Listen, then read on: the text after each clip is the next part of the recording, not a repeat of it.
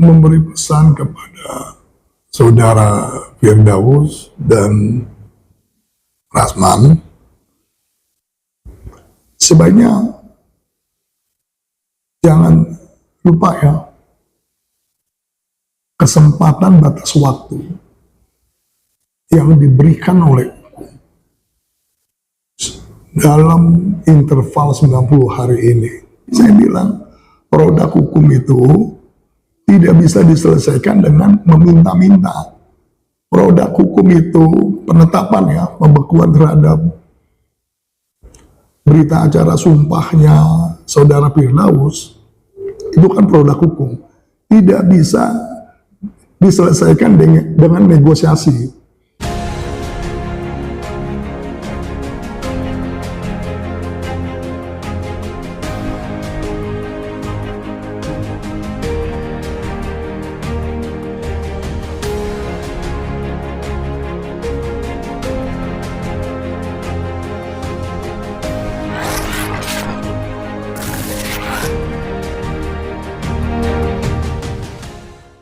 Ya, jadi saudara Firdaus tidak menghadiri persidangan terkait sidang Rasman Hotman, itu sudah tepat. Sehari sebelumnya juga saya memberikan penegasan bahwa saudara Firdaus, saya sarankan sebaiknya pasif. Karena hal tersebut sangat fundamental. Jadi apa yang harus dilakukan dalam konteks kekinian, saudara Firdaus lebih pada konsentrasi mengenai tentang berita acara sumpah yang dibekukan oleh Pengadilan Tinggi Banten, dan juga saudara Rasman yang dibekukan berita acara sumpah oleh Pengadilan Tinggi Ambon, Pengadilan Tinggi ya, PT Ambon. Karena langkah yang harus mereka lakukan, tentunya ini ada limitasi hukumnya. Kenapa saya katakan ada limitasi hukumnya? Karena batas waktu mengajukan gugatan ke Pengadilan Tata Usaha Negara itu adalah 90 hari sejak keputusan Tata Usaha Negara diterima atau diumumkan. Dan batasan waktu tersebut sangat urgent. Kenapa saya katakan sangat urgent? Karena batas waktu ini penting agar upaya mencari keadilan yang dilakukan oleh saudara Firdaus dan saudara Rasman itu tidak terhenti karena lewat batas waktu. Demikian juga batas waktu juga memberikan kesempatan yang seluas-luasnya kepada saudara Firdaus dan saudara Rasman untuk melakukan upaya hukum. Memang kalau kita perhatikan, kita kaji, kita cermati, kita analisa, batasan waktu ini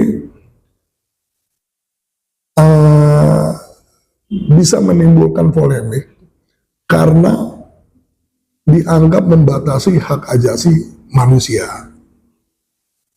Namun, kita sebagai warga negara, kita harus patuh, taat terhadap sistem hukum di negara hukum Indonesia. tanpa ada perkecualian. Saya rasa demikian. 90 hari. 90 hari. Kalau di proses cepat itu tetap 90 hari. Paling lama 90 hari. Lewat dari 90 hari, lewat waktu, sudah tidak bisa lagi dilakukan. Kesempatannya hilang. Berita acara sumpah tersebut tidak bisa lagi dilakukan upaya-upaya hukum lain. Kalau saya cermati, ketika mereka berdua berita acaranya dibekukan, mereka akan melakukan roadshow. Artinya mereka mencoba ke komisi yudisial.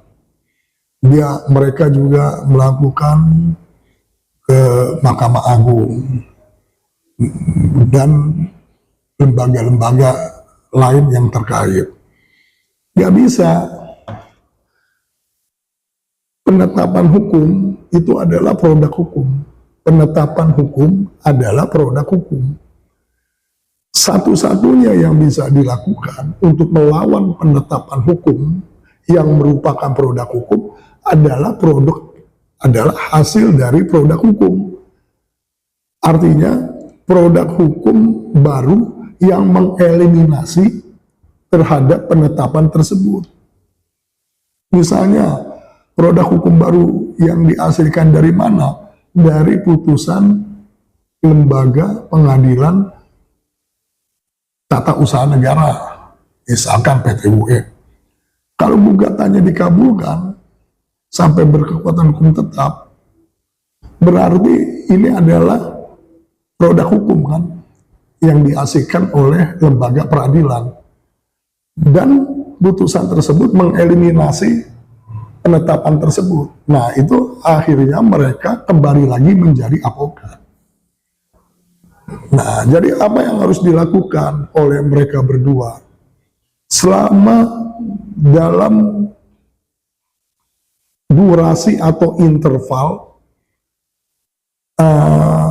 upaya hukum, mereka harus pasif, tidak bisa menjalankan sebagai advokat. Ya, artinya melecehkan wibawa pengadilan, bisa juga diartikan menghina wibawa pengadilan, bisa juga menggerus wibawa pengadilan, bisa juga melemahkan dengan tidak etik terhadap wibawa pengadilan dan sebagainya. Jadi saya bilang produk hukum itu tidak bisa diselesaikan dengan meminta-minta. Produk hukum itu penetapan ya, pembekuan terhadap berita acara sumpahnya saudara Firdaus, itu kan produk hukum. Tidak bisa diselesaikan dengan negosiasi. Produk hukum itu tidak bisa diselesaikan dengan komunikasi. Produk hukum itu tidak bisa dilakukan dengan tatap muka dengan petinggi-petinggi instansi penegak hukum. Yang bisa dilakukan, produk hukum itu harus dilawan dengan produk hukum, gitu loh. Jadi sebenarnya cuma hanya menunjukkan style aja. Karena kan yang namanya baju toga itu digunakan di ruang pengadilan. Tapi kalau baju toga urgensinya dipakai di jalan-jalan untuk apa? Memangnya persidangannya digelar di tengah jalan kan enggak? Artinya itu cuma hanya sebagai show off lah. Saya rasa demikian. Kalau nggak salah saya dapat informasi dari media mainstream, saudara Firdaus pada saat mengikuti persidangan di PN Depok ya, kalau nggak salah ya, itu posisinya bukan sebagai penasihat hukum atau sebagai advokat. Yang bersangkutan memposisikan dirinya sebagai penggugat, dan itu jelas kok di dalam keterangan-keterangan gitu loh. Jadi jangan rancu juga, ya kan? Itu sebenarnya ada prinsipnya bahwa orang membuat onar di dalam ruang persidangan itu tidak dibenarkan. Tapi kalau orang berdebat keras dengan etika yang masih dijaga, itu dibenarkan.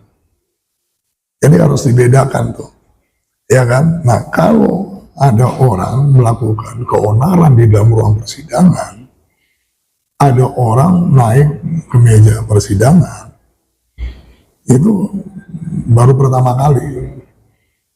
Karena tadi saya jelaskan, itu bisa juga diartikan menghina terhadap pengadilan. Itu juga bisa dikatakan menggerus hal negatif terhadap pengadilan. Itu juga bisa diartikan melecehkan wibawa pengadilan. Ya, jadi banyaklah pemahaman atau pengertian yang bisa dimaknai dengan hal tersebut. Gitu loh. Saya pernah ketidakpuasan, saya jelaskan bahwa ada tendensi bahwa majelis hakim tidak netral atau berpihak kepada salah satu pihak lawan. Tapi itu saya lakukan nggak di dalam ruang persidangan. Itu saya lakukan di luar setelah persidangan ditutup. Gitu loh. Di luar persidangan ya, bukan di dalam persidangan. Dan itu terjadi di Pengadilan Negeri Jakarta Barat. Nah, begitu juga saya pernah menangani klien juga. Ketika 2008, ketika ketidakpuasan dengan hasil vonis dalam konteks kasus pidana, ya terpidananya itu naik di bangku pengunjung, bukan naik di meja penasihat hukum. Jadi itu juga maknanya beda gitu loh. Tapi itu setelah putusan sudah divonis, sudah diketuk palu, persidangan sudah ditutup. Kalau ini kan persidangan masih dalam hal berjalan, cuma bedanya ini ditunda kan gitu, di pending dalam sekian jam kan gitu. Boleh-boleh aja merasa ketidakpuasan, tapi berargumentasi tetap menjaga etika, gitu loh, ya kan? Berdebat di dalam ruang persidangan suatu hal yang lazim, suatu hal yang lumrah. Sampai kita ngotot-ngototan juga kan, itu kan suatu hal yang lumrah. Sebatas perdebatan itu kita masih menjaga etika, kan? Ya kan? Begitu maksud saya. Ya, dalam satu sisi saya mendukung dengan semangatnya saudara Firdaus. Di situ semangatnya membela kepentingan, membela hak klien ya, dan kepentingan klien itu lebih menonjol ya kan. Cuman yang saya sayangkan ya, tindakannya itu ya sudah melanggar atau offside gitu loh, enggak maksudnya ya relatif ya, relatif. Saya tidak bisa mengatakan si A benar, saya tidak bisa mengatakan si B salah. Itu relatif. Selama itu masih bukan di forum yang resmi, saya pikir ya kepada hak masing-masing ya diserahkan. Ya kan semua pasti ada konsekuensinya. Konsekuensinya kan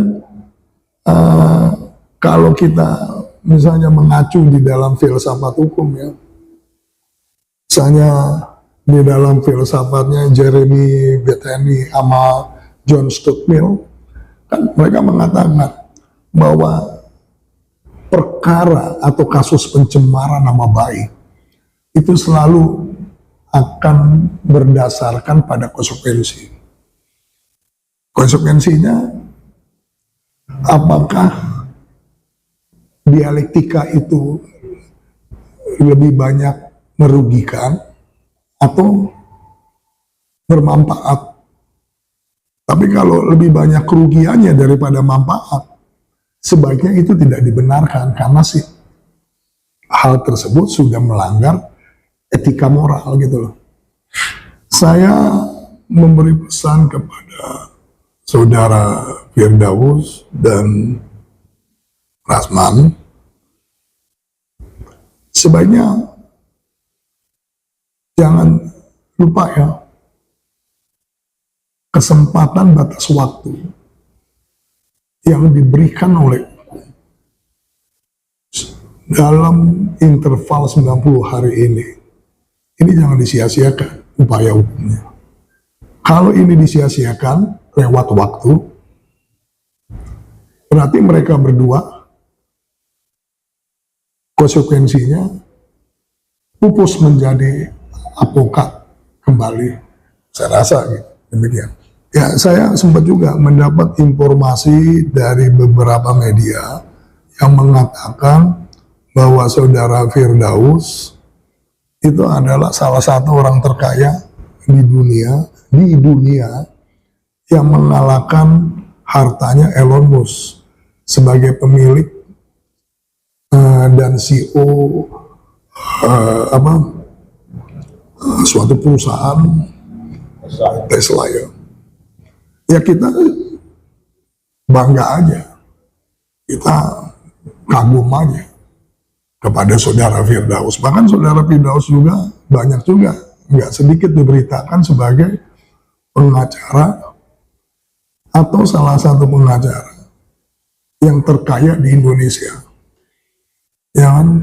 Karena selama ini yang kita tahu, orang terkaya di Indonesia, ya, atau di dunia lah ya, tatarannya, itu jarang pernah ada. Bahkan tidak pernah ada dari seorang praktisi hukum atau dari seorang pengacara. Biasanya orang terkaya itu datangnya itu dari pelaku bisnis ekonomi. Jadi kalau ada memang sosok saudara Firdaus sebagai seorang terkaya di Indonesia, khususnya ya, umumnya di dunia, ini sangat fenomenalistik. Ini sangat luar biasa, ya kan? Kita ya bangga kepada saudara Firdaus, ya kan? Karena bagaimanapun juga ini aset bangsa gitu loh, yang kita juga harus hormati juga kan. Kalau itu memang kenyataannya berita tersebut benar atau berita tersebut validitas datanya akurat 100%. Tapi semua itu kita kembalikan kepada publik kan, apakah itu benar atau tidak. Pak, saya rasa sih kalau berita-berita itu juga sempat seliweran ya. Berarti saudara Firdaus ini sudah saatnya untuk berbakti kepada bangsa dan negara. Artinya saudara Firdaus itu kan bisa aja, ya kan, melakukan upaya atau tindakan yang mulia ya, memberikan hibah misalnya kepada sekian ratus masyarakat desa, ya kan, atau memberikan hibah kepada jutaan orang yang membutuhkan, ya kan, dan itu kan menjadi suatu amal yang baik buat saudara Firdaus kalau itu benar beritanya, ya kan, dan itu validitas datanya itu memang akurat 100%. Oh, saudara Firdaus sudah mengatakan bahwa Elon Musk aja hartanya kalah dengan saudara Firdaus. Seingat saya hartanya Elon Musk ya, menurut dari berbagai macam data-data media mainstream ya, yang skala internasional, itu hartanya 6.800 triliun. Ya jelas sudah pasti kalah lah Hotman. 6.800 triliun, berarti kan saudara Firdaus itu hartanya lebih daripada 6.800 triliun. Ya kan? Tapi saya luar biasa, saudara Firdaus orangnya termasuk bisa dikatakan rendah hati juga orangnya. Ya kan? Mungkin bisa jadi juga karena dia mengacu kepada koleganya almarhum kan, sama bintang 5 dengan bintang 6 kan, kita nggak tahu juga, ya kan? Ya kan? Jadi saya salut lah Tapi kalau itu beritanya benar ya, dan akurat 100%-nya, yang apa ditampilkan oleh berbagai media. Saya rasa obsesinya Firdaus itu masih salah satu dari sekian yang utama ya. Mungkin bisa jadi saudara Firdaus punya ada obsesi ya, akan mengurangi jumlah penduduk Indonesia yang sekarang 300 juta lebih. Mungkin setengahnya dikirim ke bulan, dibuat klaster, kita mana tahu kan, ya kan? Bisa aja itu terjadi, ya kan? Saya rasa kalau catatan, kalau ini semua validasinya akurat 100% mengenai saudara Firdaus. Nah itulah kelebihannya saudara Firdaus, multi talenta. Jadi multi talenta itu memang sangat jarang ya. Mungkin satu di antara 50 juta penduduk dunia, ya kan? Tapi perlu diketahui juga, saudara Firdaus juga kenyataannya ya, talentanya aja itu masih kalah juga, ya kan? Bahwa apa yang dipunyai bakat oleh Firdaus, kenyataannya kalau kita cermati ya,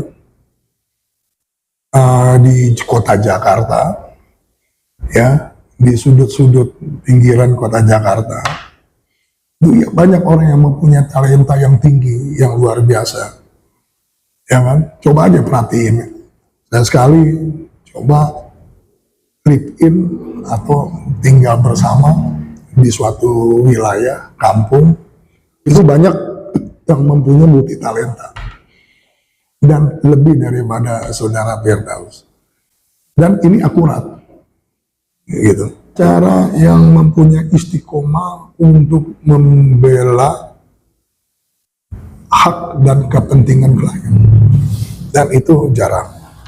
Itu semangatnya kita harus hormati, kita harus hargai, dan tidak terbantahkan. Mungkin sama halnya orang-orang hebat juga kan kadang-kadang datangnya 1000 tahun yang lalu, atau 500 tahun kemudian, atau 100 tahun kemudian baru muncul, ya kan? Mungkin juga saudara Firdaus setelah 300 tahun kemudian baru muncul ada manusia yang model kayak sosok saudara Firdaus. Jadi saudara Firdaus memang semua ada negatifnya, ada positifnya. Ya kita juga bagaimanapun juga nobody perfect ya, tidak ada yang sempurna. Segala sesuatu tuh kita bisa ambil hikmahnya yang positifnya terhadap saudara Firdaus.